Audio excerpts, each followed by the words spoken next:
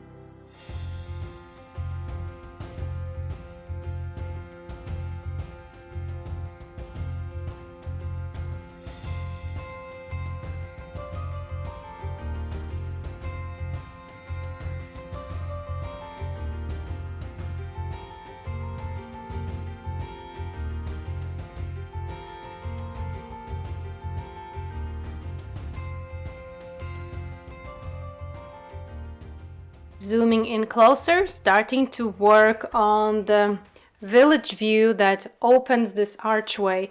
And in that part, it is more looser, it is much lighter.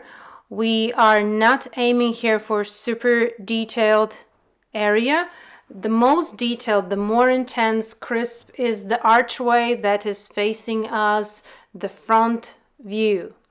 That everything that is further to create this illusion that it's something far away, we need to paint looser and not so detailed.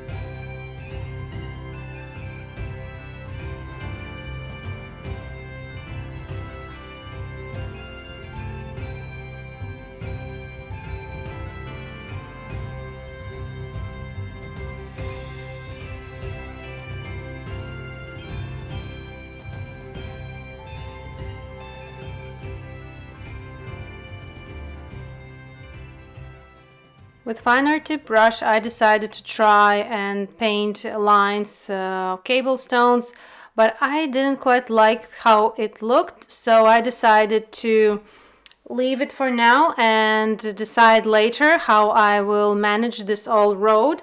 And later I figured out a very nice technique. You will see that closer to the end.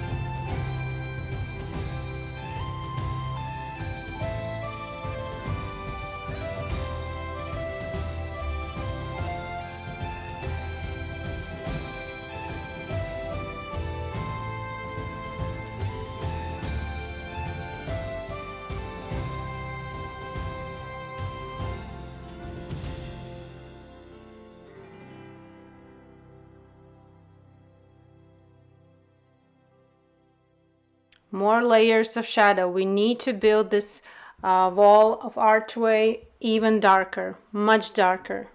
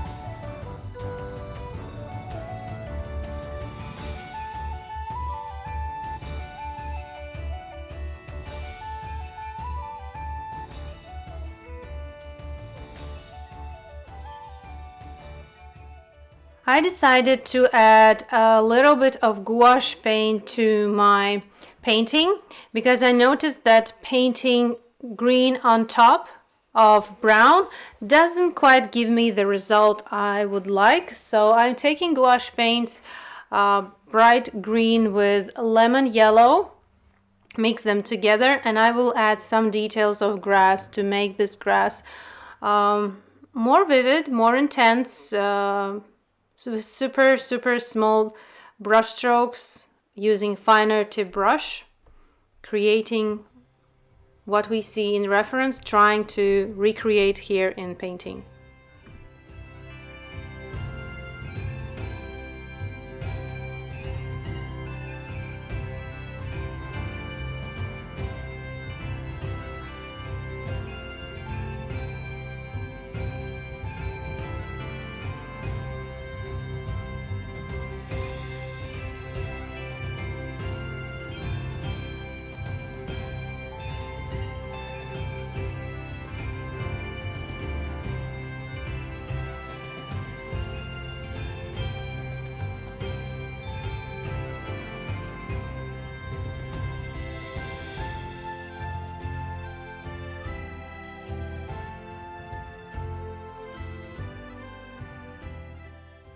Also with gouache paint, I'm adding leaves that are in front of this archway wall.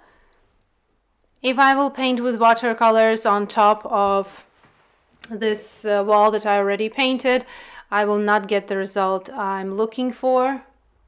Of course, it's possible to use masking fluid and then do the work with watercolors. I decided to go here and try to add gouache paint.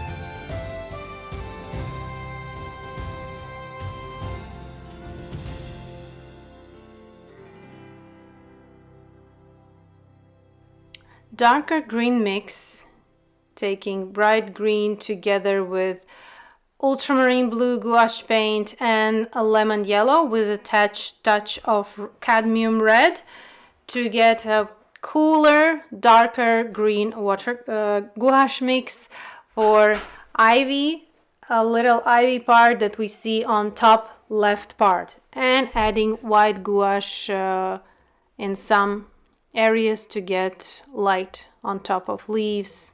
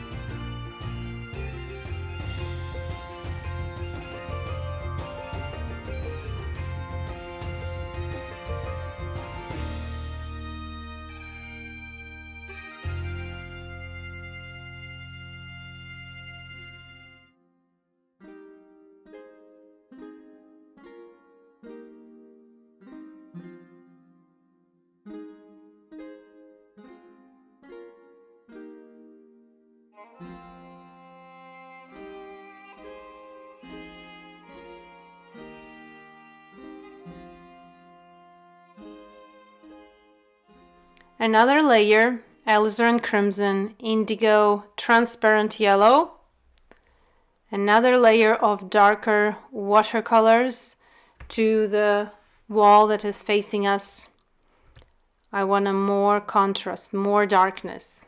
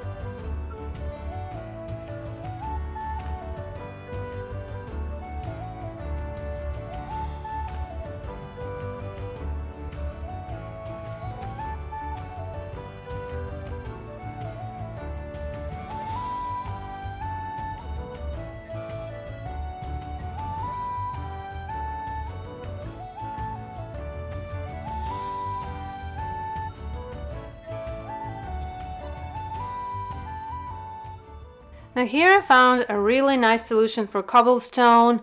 I took colored pencil, brown colored pencil, and first I outlined lines in between each stone.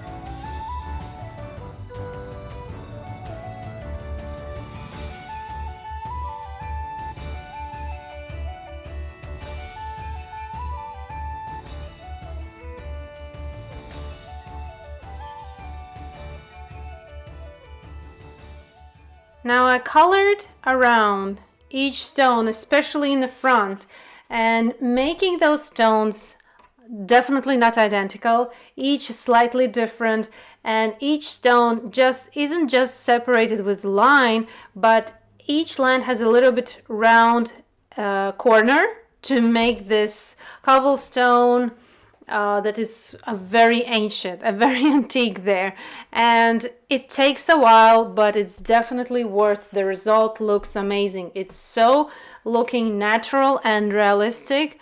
If I would need to do it with watercolors, I could. It would take definitely longer, but with the colored pencil, this is a really nice solution. And for such painting where we have a lot of things going on, there is greenery, there are greeneries like grass, trees, then there are walls, there's some other things like buildings, And we need to get different texture. In order for this illustration to work, we need to get as much texture as we can. So I tried watercolors, dry brush, wet brush, then I tried gouache to add more intense to the greenery, and now colored pencils that gives uneven result and is really looking antique in this composition.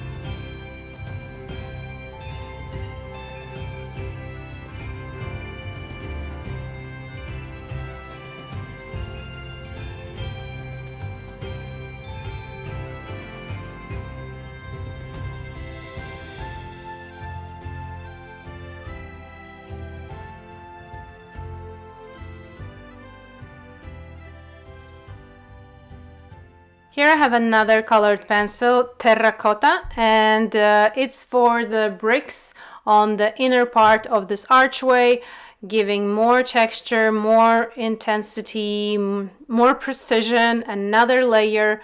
Also, bricks on the side wall will be used with the same pencil.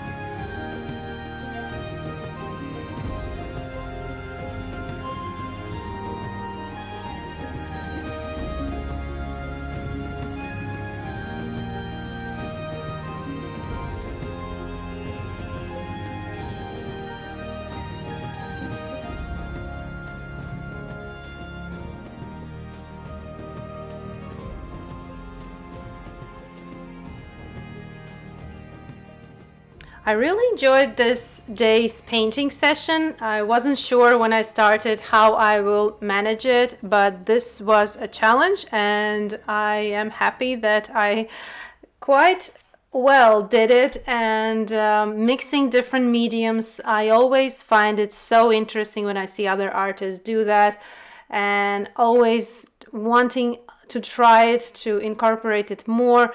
And this old village archway is an amazing subject to do with mixed media. Would be wonderful to do it on site, and I like these city sketches while I'm traveling. It's a nice way to record a memory, not just a photo, but a whole painting, to sit there, observe, look how people are living and walking there. And it's always interesting to have the skill of sketching and painting, and you can do much more when you are traveling and make your traveling much more interesting. Thank you who is doing this tutorial.